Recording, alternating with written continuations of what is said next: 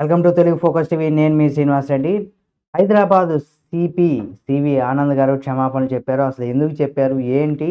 ఆయన క్షమాపణలు చెప్పడానికి గల కారణం ఏంటనేది కూడా మనం ఈ వీడియోలో తెలుసుకుందాం. అసలు ఎవరు క్షమాపణలు చెప్పారని కూడా తప్పనిసరిగా తెలుసుకుందాం. కాబట్టి వీడియోని పూర్తిగా చూస్తే మీకు అర్థమైపోతుంది.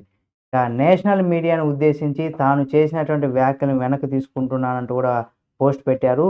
సంధ్యా థియేటర్ ఘటన పైన జాతీయ మీడియా ప్రశ్నలు అడిగినప్పుడు కూడా తాను సహనాన్ని కోల్పోయినట్టుగా కూడా ఆయన తెలిపారు.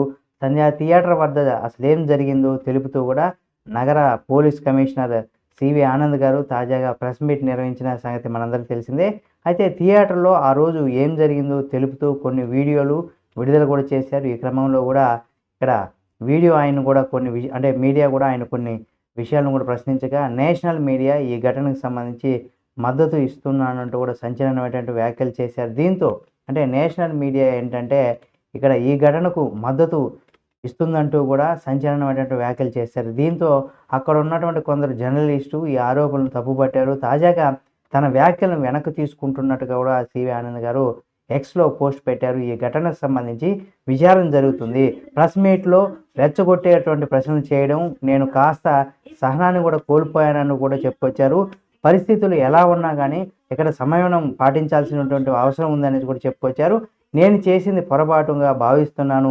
నేషనల్ మీడియాలో అంటే నేషనల్ మీడియా పైన చేసినటువంటి వ్యాఖ్యలు ఏవైతే ఉన్నాయో అవి వెనక్కి తీసుకుంటున్నాను, క్షమించాలి అంటూ కోరుకున్నారు ఆయన.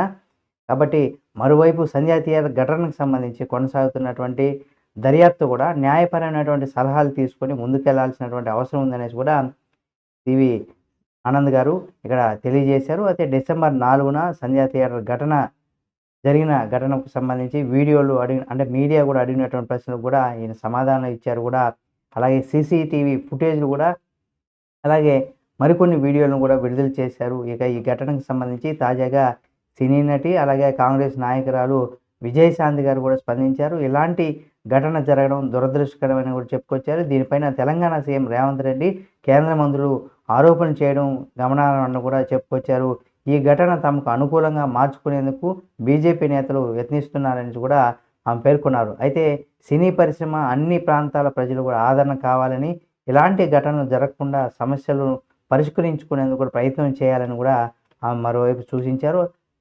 అంతేకాకుండా మైత్రి మూవీ మేకర్స్ కూడా ప్రొడ్యూసర్ కూడా బాధిత కుటుంబానికి కూడా 50 లక్షల రూపాయల చెక్కును కూడా అందజేశారు. అలాగే మరికొంతమంది కూడా దాతలు వారికి సహాయం చేసేటువంటి అవకాశం ఉంది. ఏదేమైనా ఇకనైనా ఈ సమస్య నుండి కూడా బయటకు రావాలి, బయటపడాలి. దీన్ని పక్కన పెట్టి ప్రభుత్వం కూడా ప్రజా సమస్యలపైన ప్రజలకు ఇచ్చినటువంటి వాగ్దానాల మీద ముందుకెళ్లాలని కూడా కోరుకుందాం.